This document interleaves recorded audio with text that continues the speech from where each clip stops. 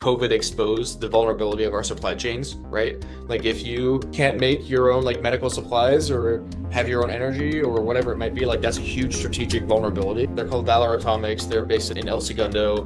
And back in February, they flew for the first time ever a small modular nuclear reactor on a C-17 Air Force plane. Got to go in the cockpit. It's kind of like a weird feeling. Like in normal planes, you're facing forward, and these planes are like facing into the plane, and the nuclear reactor like right there in the plane.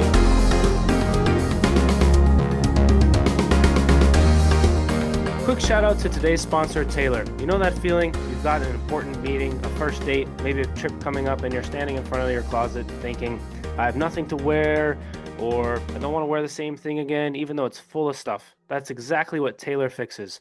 A real stylist learns your lifestyle, picks your outfits, and ships them to your door every month. You wear them, send them back, and they handle the rest. No shopping, no laundry, no stress. Head to tailor.style, TAELOR.style, and use code ERIC25 for $25 off your first month. Link in the description below. Chris, welcome back to the show. How you doing? Doing good. Do you like my background? Dude, the most amazing background I think I've seen on the show so far. Has It to was be a has it to was be up there. it was a gag background, but I don't know how to change it now, so we're stuck with it for the show. There's worse gag backgrounds to have for sure Sure. than that. At least it's not, at least it's appropriate, we'll say. Um, do you want to do a quick intro for the people, who you are, what you do, what you're up to? And then we'll hop into the question from the last guest, and then lots to talk about, of course. But yeah, floor is yours. Yeah, for sure. Well, most importantly, I play for Arlington with Eric. Um, and then second most importantly, I am the president of an organization called the American Conservation Coalition. We're the largest right of center environmental and conservation organization in the US, have over 100,000 members. And our perspective is that for a very long time, t like conversations around environmental issues, conservation issues, things like that have been very much dominated by just one side of the political aisle, but it takes both sides of the aisle to actually be at the table and come up with long-term durable solutions that work for all Americans. And we're in a moment right now where energy conversations matter more than ever before, where we're thinking about like our relationship with the physical world around us in an era of AI and kind of all the digital stuff going on. And so ACC really tries to be the organization that represents conservatives, especially young conservatives, on these issues and trying to get good bipartisan policy done both at the federal level and in states across the country. Nice. I think for those listening, we did the last episode was a lot more based on how Chris got into that position, what the organization kind of does as broad strokes, and then a few other bits and bobs. So we're gonna go into a bit more specifics today, more current event type stuff. So if you're interested in the overview, go back to that one. Um, Question from the last guest: what have you done in the last week to make somebody else happy? Oh, I can I say like after this podcast, I promised my wife I'm going to clean the house. So does that count? Like before this goes live, I will have cleaned the house. So I guess that the answer to that counts. Uh, Okay, so you need I'm gonna tell her, and if it doesn't happen, we this is got proof. receipts. We got Yeah, we got receipts. Oh, fair enough. Okay, let's go to one of the things that well, let's go to yeah, let's do the current event type stuff first, which is as far as energy goes and clean energy and things of that nature. At the time of recording, I believe still, as of last I checked, the U.S. is still blockading the blockade of the Strait of Hormuz or whatever this. It's not open, basically. And I think the stat was about 20% of the world's oil comes through there, or something like that. And so I'm guessing, or have been reading that we'll see some sort of downstream effects from that. But in terms of energy and energy production and clean energy and that sort of stuff, like what, from your perspective, is the situation? What are some of the fallouts that we're going to see from this? Is the US okay, right? We've seen Trump go on TV and be like, well, we don't actually need it, so Europe, you've got to open it. And then, well, actually, we're going to like, what's the situation from that perspective, from a US perspective? Yeah, so a lot of different directions we can go here, but at the basic level, for people that don't know, the Strait of Hormuz is the narrow part of the sea between Iran and Oman. in the Middle East, where like you said, like around a fifth of the world's oil goes through that strait, and because it's so narrow, it's very easily defendable by just one country. In this case, Iran, since the invasion or since the attack on Iran, and it being closed is a big deal. Like 20% of the world's oil is billions and billions of dollars worth. Um, Oil and gas, energy in general, but primarily oil and gas really are the primary economic input for most things in life, whether it's like fertilizers that we use to grow our food, whether it's the clothes that we wear that's made from petroleum products, whether it's like petrochemicals that we use for healthcare, like whatever it might be. It's a big deal, and energy is like the primary input for a lot of the things that we rely on in daily life. And so we've seen energy prices go way up. But like you probably filled up your car recently. Like gas where we live now is like what, $4.20 at least. Yeah. I remember like a month and a half ago it was like under $3. So people feel it in that way. But as an economic impact on the whole world and the US specifically, like it'll drive prices up. And so one of the things that people tend to misunderstand about this is they think, well, the US is an exporter, a net exporter of oil and gas, right? So we have more oil and gas here than we consume at home. And so we send it to other countries and sell it to them. And so people are like, oh, well, why would our prices go up if we can just have what we need here? Why can't we just use it on ourselves? Or for ourselves. And the reality is that the oil and gas market is a global market, right? And so something that happens in a faraway region still impacts the net like supply and demand of the overall oil and gas in the system. And so it increases prices. And so as a result, anything that happens even somewhere as far flung as the Straits of Hormuz directly impacts Americans and our pocketbooks and what's happening here. So I think it really does show how important energy is as a concept. Most people like tend to like flick on the light switch and they think like, oh, look, it's magic, but really all of that stuff is downstream from having a system that is carefully calibrated, that has the energy required to keep it afloat. And I think once you start messing with that, people feel the consequences pretty quickly. And so, yeah, the I think the administration is in a pretty tough spot right now with what's happening in Iran. And it also shows like the power that Iran has. Like we've been able to obliterate most of their military, but you could literally hypothetically with like a few guards and like some drones and a machine gun or whatever, like keep the Strait of Hormuz closed because it is so easily defensible that even all the military might of the United States, everything that we've been doing to degrade Iran's defenses, does not magically mean that the Strait of Hormuz can open and things flow easily again. So it does show kind of the strategic chokehold that it has on us. Without getting into the speculation of like the foreign policy, should we or shouldn't we have done that?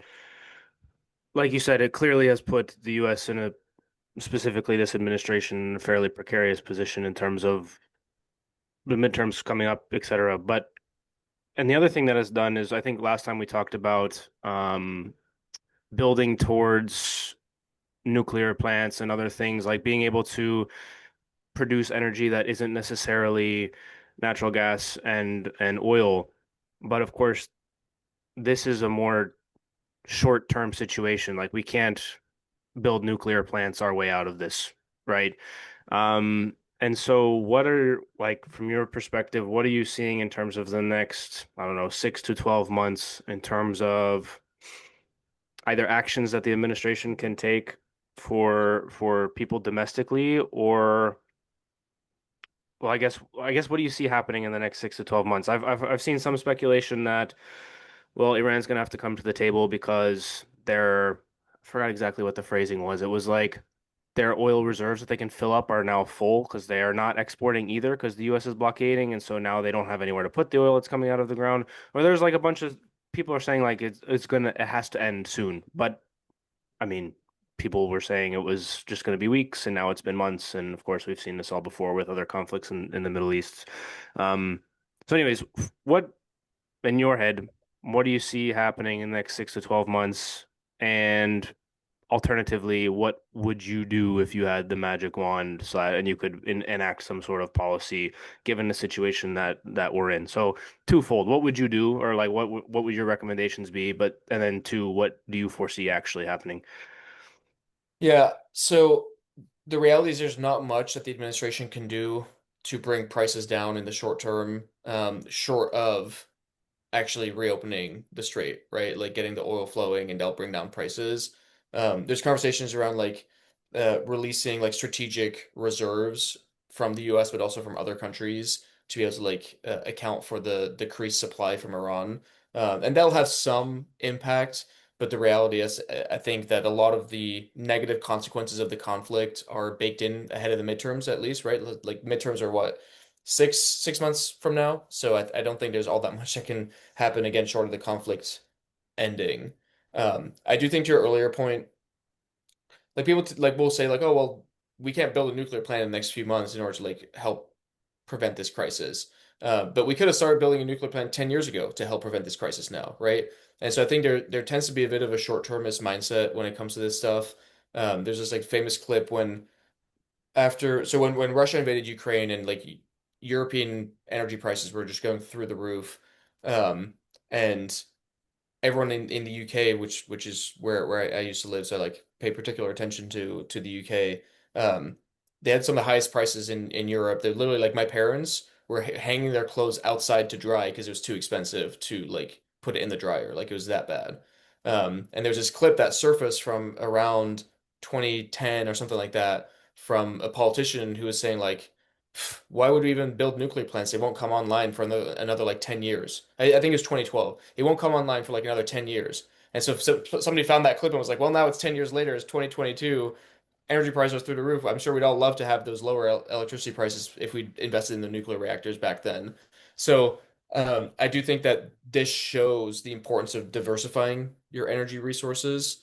Um, I think the moment that we're in right now really requires what we call like an all of the above energy approach. Like we just need more of everything. That's in part driven by the insatiable demand for power that AI has. Like all these data centers require a ton of energy. And so like in some parts of the US, like you're seeing energy demand just like go through the roof. It might double in the next like 5 to 10 years in certain regions. And so like we're just gonna have require every molecule we can, every electron that we can to fulfill that demand. And that'll include things like nuclear, which I think is a great long-term option. Things like advanced geothermal, that's a totally untapped source of energy in the US. But wind and solar plus batteries, oil and gas, like all of it's gonna be have a seat at the table. I'm pretty sure. In terms of what I would do, I mean, I'm by no means an expert, but um, it seems to me like we've sufficiently degraded the defenses of Iran and like in particular their programs to like carry out hypothetical um, long range ballistic missiles that would threaten Europe. Similar to like what North Korea did is like they invested in the missiles first so that they could like hypothetically attack like Seoul or some other major city while they were then also enriching uranium and building nukes and things like that. And they kind of used the ICBMs as a short-term kind of thing that was scary enough so that they could develop the nuclear. And so that's what some people have been saying Iran's been doing. And certainly there's like evidence that they've been doing a lot of um, like enrichment that you would not necessarily normally do just for like nuclear reactors. Um, but I also think that we should learn our lessons from our forays into the Middle East in the last two and a half decades, and they like it's cost us trillions of dollars, thousands of American lives, and all it's brought us is further instability. And so I do think that the way that we're going about this it has a high risk of perpetuating the same dynamics that we've always said, like, oh, we're just going to be there for a few weeks or a few months, like you said earlier. So I think like trying to get to some resolution, some kind of diplomatic agreement around like the nuclear program, and then also understanding that we have really kind of incapacitated a lot of their leadership and their military capabilities. I think that does buy us a significant amount of time, and I think for the global economy, it would be really good if we reopened the strait. Yeah, the only thing that I would worry about with the incapacitation of the leadership is now is like who's actually in charge, um, and who do you make the deal with, and then does you can make a deal with somebody, and then all of a sudden somebody else says, well, they're not actually in charge, so I'm not beholden to whatever. So you run into that sort of problem too. Um, Anyways, I digress. We don't need to go down the foreign policy route for this, but. You mentioned earlier that ACC is kind of the biggest right of center organization in terms of conservation and energy and that sort of thing.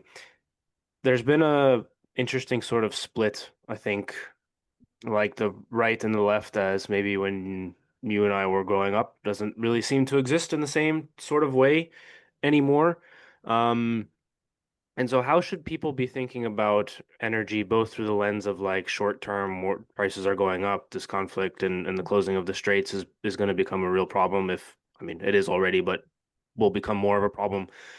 How should people be thinking of this from a political perspective? Because for being, I'll say, an outsider in the conservation world, like I just know what it is and I know energy is important, but I don't like to me it never made sense why it has traditionally been a partisan issue. So how should people be thinking of it from the perspective of, okay, well, we definitely need energy. AI and data centers are not going away anytime soon. We need to have some sort of solution. How is there a way that we can get to this without it becoming partisan? And I'll add to that, do you find a lot of conflict from a partisan perspective when you are in these rooms, or is it more amicable than, say, other sorts of issues that have become real flashpoints for between the two parties? Yeah, it's a really good question, and there's been a lot of evolution, I would say, over the last few decades on these issues. I mean, just 15 years ago, President Obama was talking about like American energy abundance and all of the above energy and the importance of that. But just a few years later, Biden on the campaign trail was saying that he wanted to end fossil fuels. And so I think what's happened, the true split that I see as like running an environmental organization is that most of the mainstream environmental organizations were primarily left-leaning, right? Like, so you think of like the Sierra Club, the Natural Resources Defense Council, the League of Conservation Voters, like these big environmental organizations, were almost all on the left. Like some for like far left, some like a little bit more center left. And a mindset developed within the environmental movement that was very skeptical of energy development or resource development or building in general, right? And so when you go back to the 1970s, where the original kind of Earth Day happened, you had this environmental movement that started. Um, a lot of these organizations really like took off around that time. And all of a sudden in the 70s, like you had issues like rivers being on fire because of the amount of chemicals that were in the river. And you had smog in every major US city, like kids getting asthma, like horrible air pollution, like genuinely really bad environmental issues. And so we implemented all kinds of regulations and policies to help prevent that and to solve the problems. And like to their credit, we've solved a lot of those problems, right? Like we no longer have rivers on fire. We no longer have smog in our major cities. That's a consequence of like the Clean Air Act, the Clean Water Act, all that kind of stuff. And so that was good. The problem is that those were pieces of legislation and regulations that were passed in the 1970s that are no longer up to date for the modern age. And a lot of those environmental organizations have also not updated their thinking.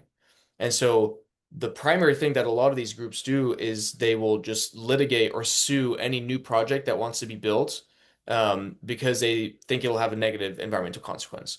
The reality is, being a human and trying to build something in the world, there's always trade-offs.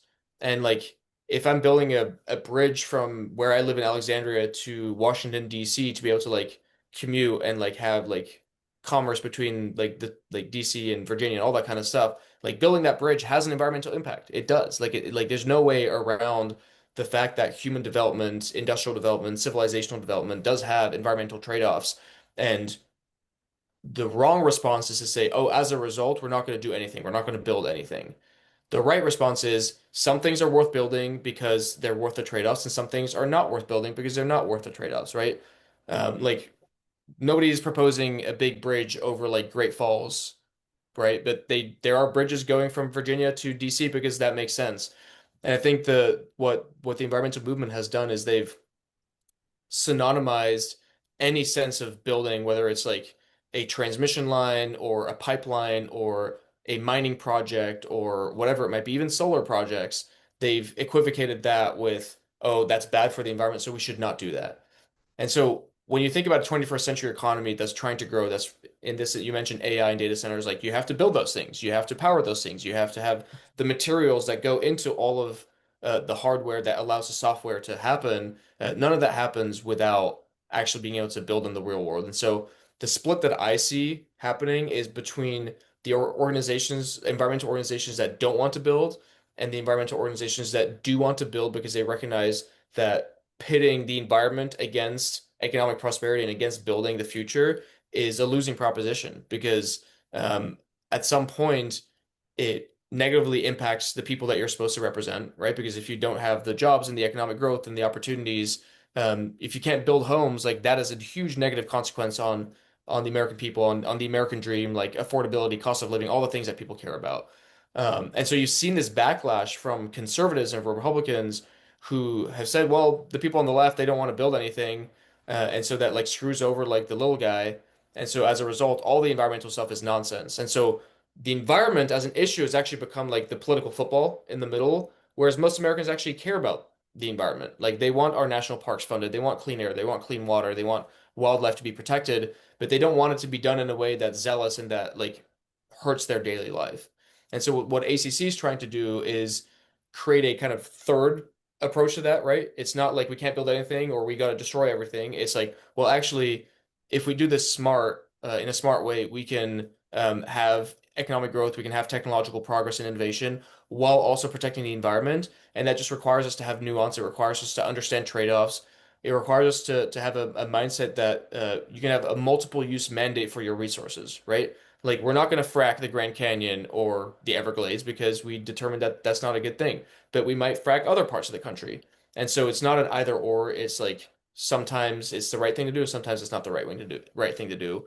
Um, so sorry, I'm kind of going on here, but No, you're good. kind of like a an interesting way to dissect those approaches to environmental issues because I really think that the traditional environmentalists are well-meaning, but the frameworks that they've built are no longer up to par for the 21st century, and it has these negative consequences. And so a lot of it ends up being very self-contradictory, right? Like they'll say we want to tackle climate change, we want to have cleaner forms of energy. It's like, okay, well, in order to do that, you need to build the infrastructure for that. In order to build the infrastructure, you need to get the resources like the critical minerals and things like that. It's like, well, we can import them from China where they're doing it with slave labor and they're probably doing it with zero environmental standards. Or we could do it in the US where we have high standards and high labor regulations and things like that. And it produces jobs for Americans. So why wouldn't we do that instead? And so I think at some point it's a dead end for the like anti-build environmental movement. And so we're trying to I guess provide a counterbalance and a counter offer for what that could look like. So what happens when you go into these rooms? Like oftentimes when you show up to practice, I joke that you haven't been there because you've been meeting with senators and whatever else. But to some extent, of course, like these are the rooms that you find yourself in various situations. And I would imagine that the other sort of environmental groups would also be part of that. When you're in these rooms and having these sort of debates or discussions, like how does that happen? Because I've been in situations and sort of not the same sort of scenario, but within and around government where it's like some framework or something that they've been using is dated and old, and you ask why it is the way it is, and you get the answer, well, that's how we've always done it. And it's like, well, that's not a good answer. And we were also talking about off camera Gen Z and kind of a shift in mindset from the younger generations that are coming into these sorts of positions. What like what is that conversation actually like within that sort of room? Because I can what you said makes total sense. It's like, yeah, we have to do this in a way that makes sense. We can't just hope that the wind blows and hope that battery technology catches up. Like we need other things as well. Um, and so like how does that conversation actually go? Do you have senators and people like that on side, or is it more are you running into a brick wall? What is it like going into that situation and actually advocating for it? Like what sort of reception do you get? Yeah, I mean, this might be surprising, but honestly, like when I talk to people on both sides of the aisle, for the most part, they tend to agree with me, or with the work that we're doing.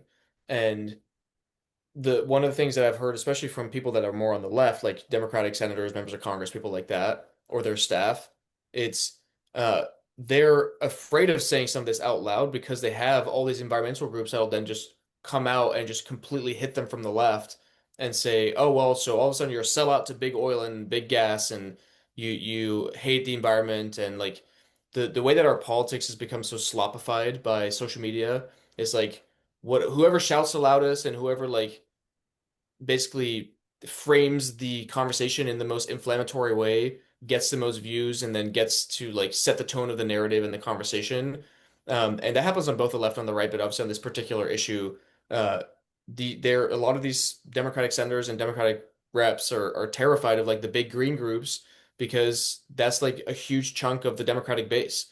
And if they are on the wrong side of them, for example, if they wanted, right, one of the big conversations that happening right now in DC in Congress is this idea of permitting reform, right? So like making it easier and faster to build things in America, whether that's energy projects, transmission lines, like whatever it might be.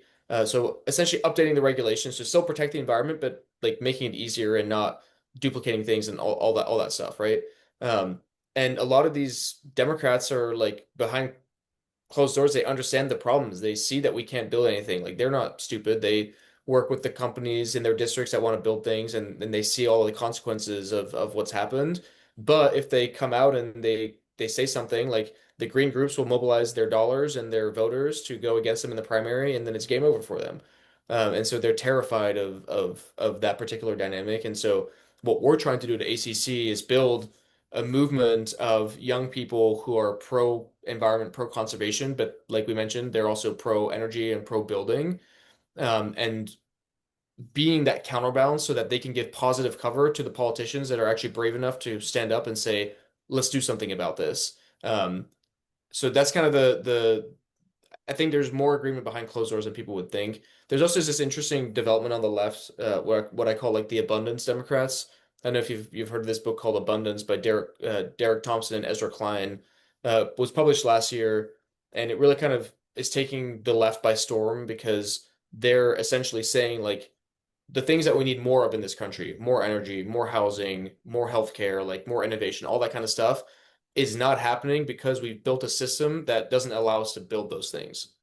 And so but they're saying that from the left, right? They say we want more clean energy, we want more universal healthcare, we want more housing for low income families, like the kinds of things that the leftists typically kind of try to own as issues. And they're saying our very own policies, our very own regulations, our well-meaning intentions have actually made this worse. And so they were brave enough to stand up and say it. They're not politicians, but they are like trying to influence the politicians. And so it'll be very interesting to see how the left responds to that. Um, so yeah, that's kind of like how I see this in the conversations that I'm having. That's really interesting and to be honest, not actually all that surprising. And it bugs me a lot because I've had people that either on the show or not on the show running for whatever political office, local office, state office, whatever it is. And they won't say things, they'll say things to you in private that they believe, and then in public, they will say what they need to say to get elected. And that bugs me a lot from the perspective of like, okay, well, your job is not to represent this giant conglomerate of company. Your job is to represent the people that you are in your district. And so are you're not doing a good job of doing that then. And that like I was we had the voting redistrict thing a couple weeks ago here in Virginia. And when I went to go vote, I had some lady tell me to vote yes, that we needed to do it. And I said, why? And she said, well, because we need to fight back against rigged or like whatever the talking point was. And I responded, and I maybe should have just said, oh, thanks, and walked in and done it anyways. But I was like, I was curious as to what she would say. So I asked, I said, okay, so, but didn't Virginia vote pretty close split for president, right? And aren't the districts like 6-5 right now for Congress? And she was like, yes, but I don't care about Virginia. I care about the National Congress. And I was like, okay, but you're here in the Virginia Democrat thing representing Virginia, and you just told me you don't care about Virginia. And this kind of is a good example of like the stuff that you were saying. It's like behind closed doors, though, like, yes, I agree with that. We need to fix this. This is a problem. But then nothing will be done about it because they're nervous about whatever reason. I do think the social media world, the podcast world is kind of helping with that a little bit, right? Thomas Massey, for one, has been primaried from the right over different issues, but I think he'll be fine because he's got the support of some of these other. It's not the same world as it was 20 years ago, where like if that happened, you'd be toast. I think there's more of a chance now that people can survive that. And so I'd be hoping that people would be brave enough to kind of take the chance a little bit more in the coming years. I don't know. Like, do you have thoughts on that? I mean, on the one hand, social media has allowed us to bring to light stories that otherwise would have gone buried or that the mainstream media wasn't really willing to cover. Like I think that's important. Like think of, for example, how social media broke the grooming gang scandal in the UK, right? Yeah. Like that was basically like independent journalists who use social media as a platform to connect directly with people as opposed to through the intermediating institution of like the BBC or CNN or whatever it might be. And there's like plenty of other stories like that, like the Somali healthcare scandal and crisis in Yeah, Minnesota, right? that one was wild. Like It billions of still is dollars of wild. fraud going from Minnesota taxpayers directly to like Somali like terrorist groups sometimes, right? Like that stuff's terrible, and social media was really critical in uncovering that.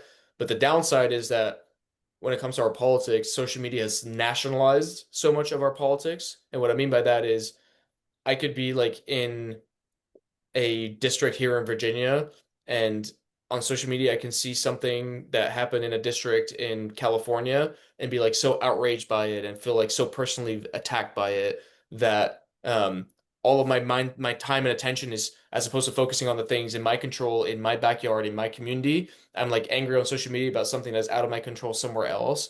And that doesn't mean it doesn't matter, but what it does mean is that like the Virginia Democrat who's like wanting to rig the maps in Virginia is saying, oh, like, well, it's not really about representing Virginians, it's about like the national map. And so our politics has been elevated from the local, where people take responsibility for themselves, where decisions are made locally, where you understand the issues better, and everything is about the national thing. It's all about like, oh, I'm gonna vote for this particular attorney general of this state to stand up to Donald Trump. It's like, well, that particular attorney general has very little to do with the president of the United States. So like they should be focusing on their state. And so the incentive structure that social media creates for us is that all of these things get nationalized, they get like dramatized, and it makes people a lot angrier than is probably healthy for them. Yeah, that's a fair point.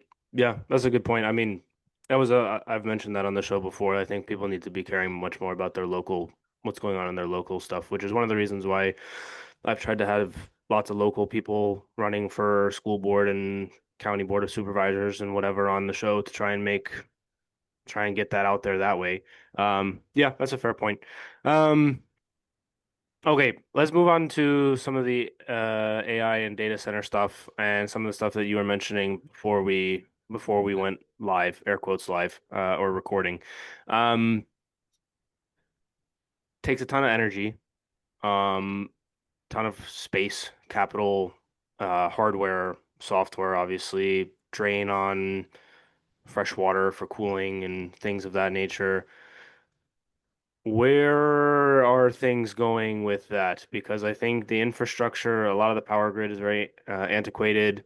From a different perspective, you can go on various other shows and listen to people talk about how vulnerable the power grid is and how old it is and blah, blah, blah, all the rest of the stuff. But just from an energy production and storage standpoint, like it doesn't feel like we're ready for what's coming. And even like you saw this in California, I think a couple of years ago when the drought was there, they wanted nobody to buy gas cars, but and everybody to buy electric cars, but they didn't have the bandwidth to actually charge all the electric cars. So like, yeah, don't actually charge them and don't use them, Yeah, right? So right. the infrastructure is not there, and if you add in all these data centers that are going to suck a bunch of energy, like where are we at with that from both a policy perspective? What are you hearing on in DC and in those sorts of rooms?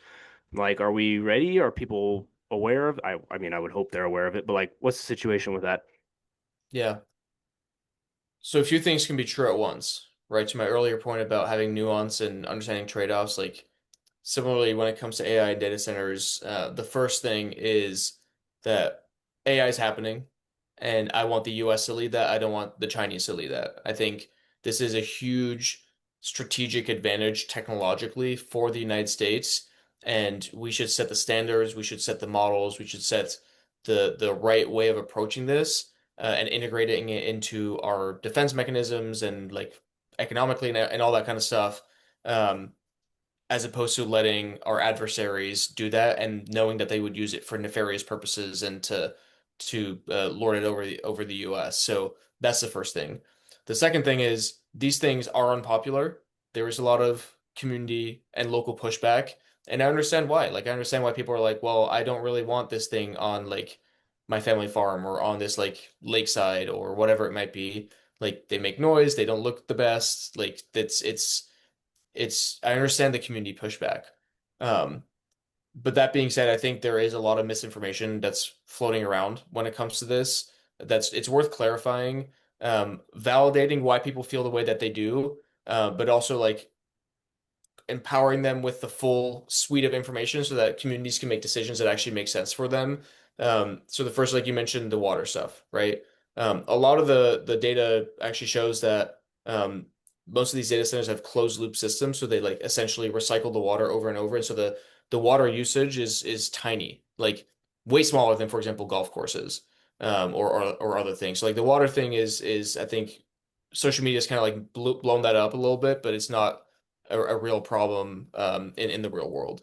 The second thing is energy. I think there's a more legitimate case to be made there, right? Like these things require a lot of energy, and if you like plop it down in a community and it like starts sucking up all the energy from the grid, like that will have an impact on you.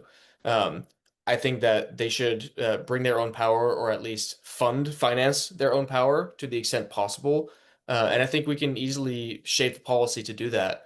There's no reason why the hyperscalers with the amount of money that they have should not be able to actually use this as an opportunity to bring more energy infrastructure onto the grid. In fact, I think there's an asymmetric upside to them using this to finance uh, large energy infrastructure, primarily clean energy infrastructure, right? Like, for example, nuclear plants that are very expensive, that have high capital expenditure upfront costs. These hyperscalers that are like pouring, like, I think the number is like $800 billion so far into this construction. Like, they should be paying for new nuclear plants. They should be paying for advanced geothermal plants. They should be investing in the next generation of battery storage, like all of those things. And if we structure the policy right, I think that we could totally have a win-win here where they're building these data centers that allow us to have a strategic advantage over the US, over China. They do it in places that will have the consent of the community or that are away from the community, and then that they can finance the actual infrastructure, grid upgrades, energy upgrades, all that kind of stuff that I think can help bring the rest of the country into kind of a more modern grid. I think that'd be a really good consequence of this.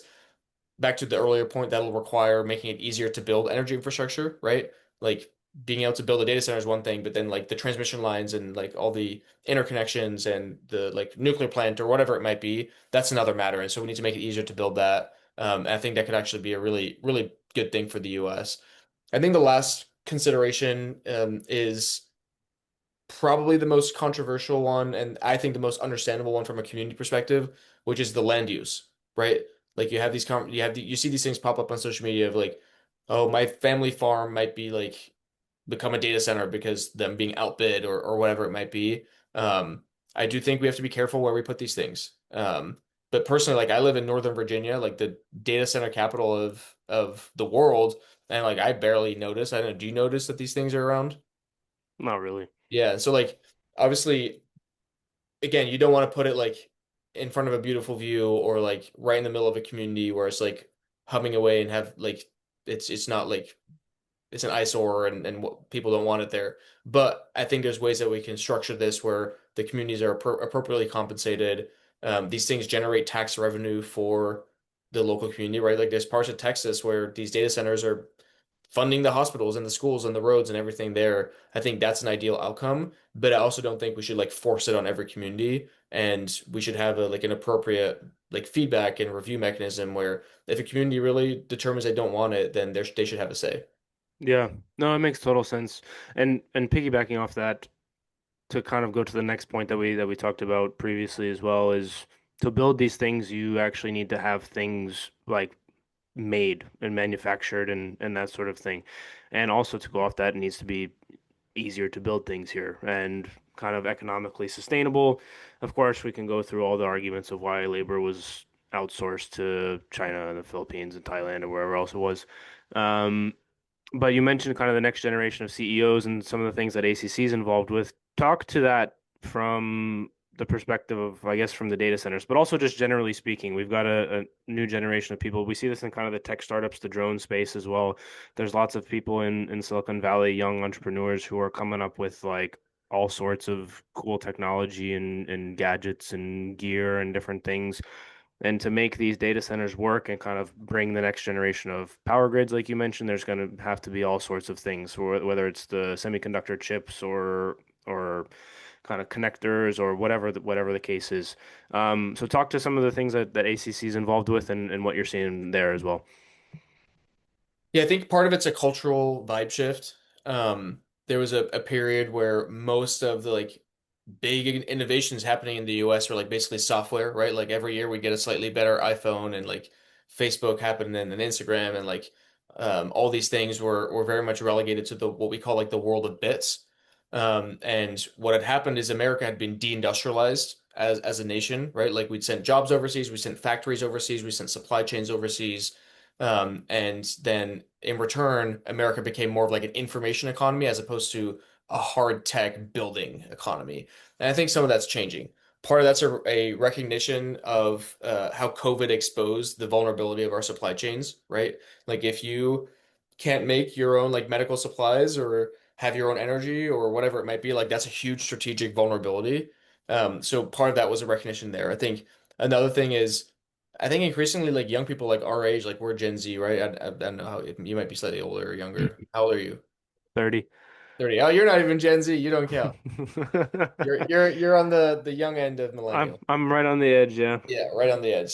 I think I'm 27, so I think I'm like the first or second year of Gen Z, but basically the same. And I think a lot of people our generation are really thinking about um like I think they're seeing through what we've been sold on like college. I think they're seeing through like the like software and like all that stuff is like the be all end all. I think people have like a bit of an itching to like get back and build real things in the country, like raise our level of ambition of what's possible, understanding like from the mass manufactured like Ford to like inventing like planes to like building a rocket that can take us to the moon, like hardware is a huge part of what made America America, right? Like the frontier spirit of pushing the boundary of what's possible. And I think that's returning. And you have like all these CEOs of companies. These guys are like in their 20s and early 30s. They're in California, and Texas and Alabama and other parts of the country. And they're just like building things in their garage. And like some of them have started nuclear companies. Some of them are founding like 3D printed like robots that could basically 3D print textiles so that you can do manufacturing back home in the US. They're like building robots that can like lift land out of like flooding zones, like just really, really cool stuff. And so we're working with a bunch of those CEOs because our view is that reindustrializing America has an asymmetric upside for higher innovation and it's better for the environment, right? So if you think about A, the fact that doing things in America tends to be better for the environment than doing it in China because we have higher standards and we do it better. But then B, if you're investing in these innovations and these technologies, one of the kind of, I guess, beauties of capitalism is that you perpetually try to do more with less, right? So like if you can save on the input into a product, it's saving you money on the back end, and so you're able to make more of a profit. And so a lot of these technologies, like if you're like have more innovative processes to plant seeds on your farming land, so you're not wasting as many seeds, that's better for the environment. A lot of these technologies will be electrified and they'll be using like more innovative forms of technology that have lower emissions and that kind of stuff. So that's better for the environment. So there's like an interesting connection back to our mission, but also generally like we're like Teddy Roosevelt inspired, right? Like it's like the brawn, like being the man in the arena, building things, like getting in the saddle and like actually doing something about the problem as opposed to complaining about it. I think there's also just a mindset of like what the American builder, the American founder can bring back. And so there's this part of LA called El Segundo, where SpaceX was born, where Anduril was born, where a lot of these new founders are like they're building their factories there, they're raising like a lot of money. And it's just really cool to see what they're doing and what they're building. And so I think what we need to be doing as a country is coming under these guys and supporting them as much as we can, right? Like making it as easy as possible for them to get their permits. Um, giving them like R&D dollars or grants so that they can like actually get their products up and running, investing in them the way that the Chinese and the CCP invests in their products and their people, protecting their IP from Chinese theft. Like a lot of these companies, you talk to them and they're getting approached by the Chinese who want a part of the business because they understand that um, like innovation is like part of America's DNA and they want to be able to like copy it and replicate it and do it faster and better in China. We need to be protecting these guys and their businesses from that kind of stuff. So it's an exciting opportunity for the US, and I think we should be going like yeah, max going to the max on how much we can help these guys and make it possible. Yeah, if you're curious, you mentioned El Segundo. If people listening are curious and you go to like Andreessen Horowitz page, which is like a giant venture capital firm, and you go to like they got a tab of all like the companies that they're invested in. If you go to like the American Dynamism section, and you can there's just a huge list of like all the ones that are doing all sorts of crazy things from AI to drones to autonomous ships to all sorts of stuff. Um, Speaking of innovations and nuclear stuff, I believe, if I recall correctly, you were on a plane with a very tiny nuclear reactor recently. What was that like? Yeah, it was super sick. That's one of the companies. They're called Valor Atomics. They're based in El Segundo, and back in February, I believe it was, they flew for the first time ever a small modular nuclear reactor on a C-17 Air Force plane. And so it was from LA to Utah, and I got to be on the plane. It was super sick. Got to go in the cockpit. It's kind of like a weird feeling. Like in normal planes, you're facing forward, and these planes are like facing into the plane, and the like nuclear reactor is like right there in the plane. It was super cool, and that's the kind of can-do spirit, right? Like the US, like why would the US not be able to pick up a nuclear reactor in a plane and drop it off somewhere else? Like if we want to have a like ready military force and we can like make sure that we have operational stability and that our bases can get the energy they need and we can just like come in there, drop a reactor and then fly back out the next day. Like that's the kind of can-do spirit that I think we should be embracing more and more of. And we saw that with like the Artemis mission like that followed in the last few weeks, right? Like we went further than any human has ever been before. We like circled the moon. I don't know if you saw the flight patterns like people think like, oh, the moon's like just stuck there and we just like go around it. It's like, no, actually the moon's moving like this and we're moving as well. And so like they had to like plan the entire flight pattern perfectly to time with the movement of the moon and like be able to come back down and be safe. Like that kind of stuff is just incredible. And I think the US has always led the world in that. I think the last few decades we've stagnated a little bit. But I think we're seeing a resurgence of that and like a nuclear reactor on a plane is just scratching the surface. Yeah, no, it's really cool, and I mean, it makes me happy to see people getting back into that sort of thing. The only thing that I mean, I don't know if you have thoughts on this as well, but people are always talking about like the AI or the tech bubble, where it's like all these companies they go public or they got valued at $100 million, and it's only valued that high because it's hot, and the investors are going to pull their money if a product doesn't work, and then the whole thing's going to come crumbling down, and kind of. Normally, I would say like there's enough innovation to kind of cover for that, but also the US is $40 trillion in debt. And at what point, like, does the economy, right, the petrodollar, things like that come crumbling down? And are we going to grow our way out of that? Like, I don't really know. I know that's more kind of on the economic side, but from an energy perspective, if we have enough energy to kind of continue to produce and we're able to produce energy cheaply, then that might be one way to mitigate some of these things potentially. But like, do you have thoughts on that as well? Yeah, I mean the it's one of the reasons why having energy abundance is so critical because energy, like I said, is the primary input into so many different things.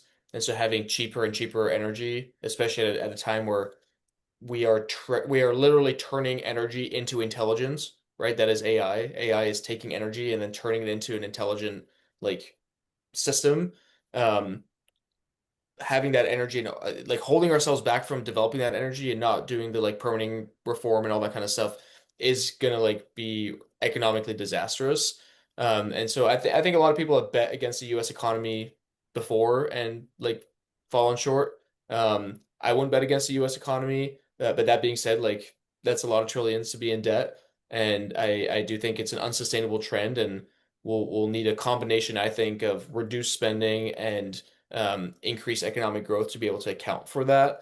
Um, but the AI stuff, I don't think it's necessarily a bubble. I think there might be overvaluation in the market right now, where at least a lot of future growth already being incorporated into stock prices now, and so we might see fluctuation there. I don't know. I'm not an expert on that stuff. Um, but having seen like the way that the AI is being integrated into systems in the US, like I don't see it going anywhere. Like we used AI to be able to like literally track the heartbeat of one of the pilots that was downed in Iran through like satellite data and AI like rec pattern recognition. We were able to track his heartbeat in the middle of the mountains in Iran so that we knew exactly where he was and so we could go get him. Like that is just unfathomable like to think about.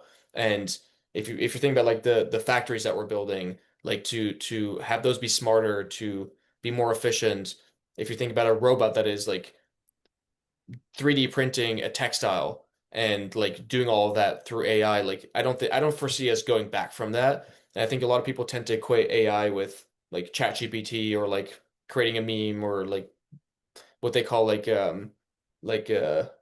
AI slop. Like I think Yeah. that's probably like the extent of the imagination a lot of people have had in terms of like their interaction with AI. But like I literally built a website with AI yesterday that took us 10 minutes at ACC that would have taken a like coder weeks.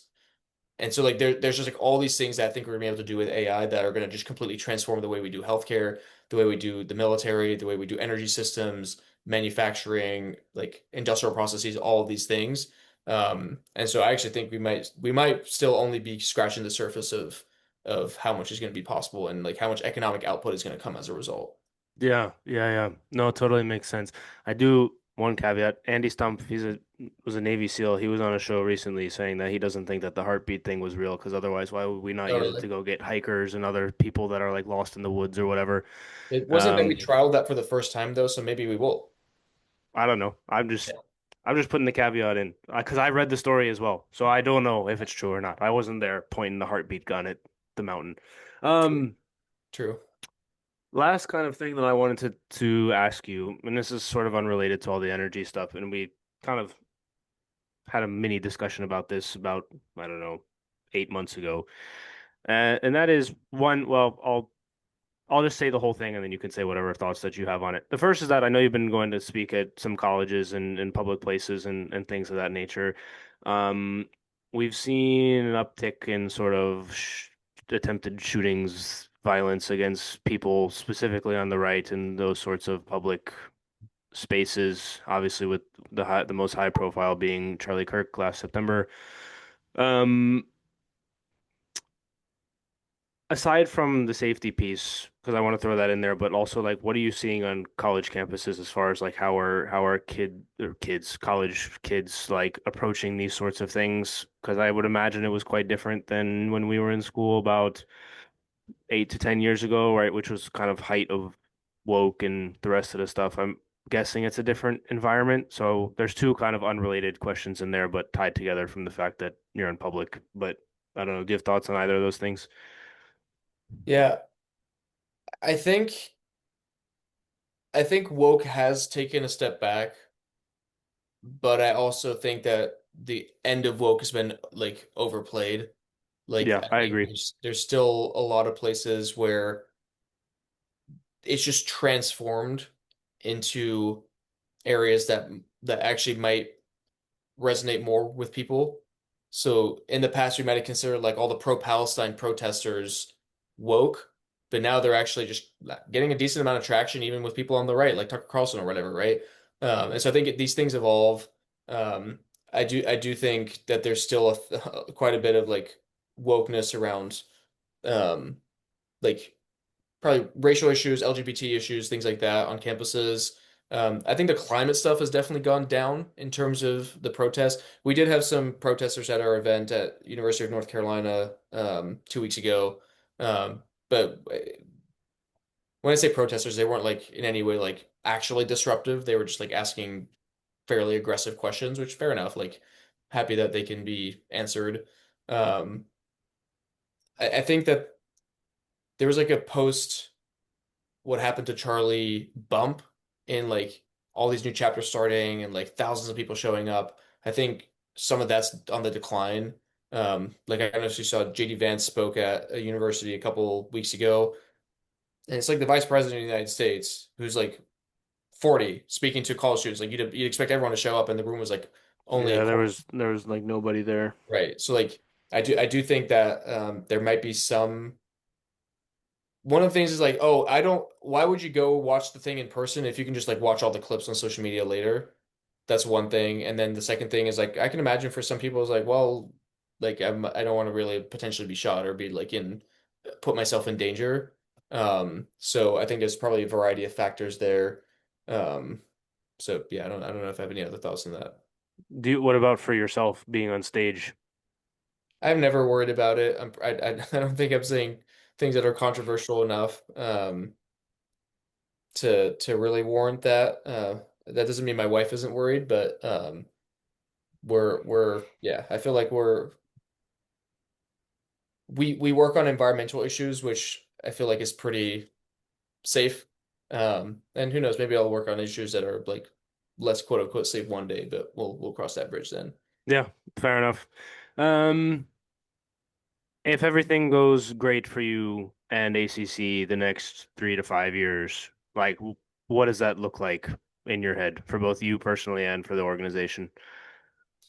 Yeah, I think what has happened is over like since ACC was founded in 2017, we've had to play a lot of defense on environmental issues because I think the default response from people on the right was like, oh, well, isn't this like a liberal left-wing thing?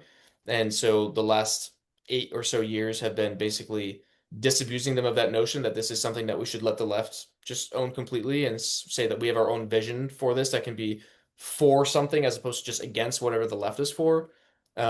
What I'm excited for over the next 3 to 5 years, especially as we're thinking about like, okay, after the midterms, the presidential election starts in a few years, like Donald Trump will no longer be like the looming figure of American politics. Like, what does the future of the GOP look like after that? Like, what does the future of the conservative movement look like? I think those are exciting questions, interesting questions. And I want ACC to be a pillar of that new movement on and like be the kind of go-to resource on conservation issues, environmental issues, energy issues.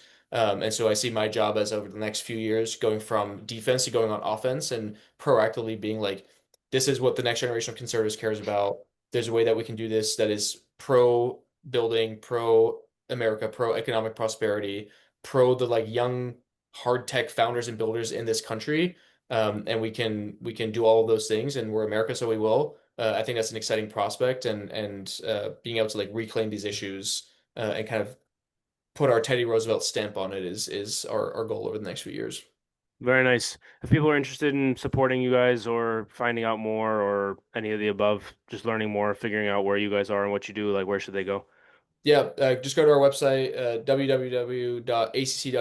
Very easy. And everything's there from becoming a member to donating to my emails on there if you want to get in touch. So yeah. Perfect, perfect. Any last thoughts before we get you out of here? Nope. I think that's it. We'll see you on the field on Sunday. Awesome, awesome, awesome. For those listening, thanks so much. Merch is down there. Go buy a shirt. Somebody tell me if it's good or not. I haven't got one yet. Links will be in the description as always, and we'll see you guys next time. Peace. Thanks for tuning in to the World XP podcast. If you want to watch another episode like this one, click there. If you want to subscribe, click there.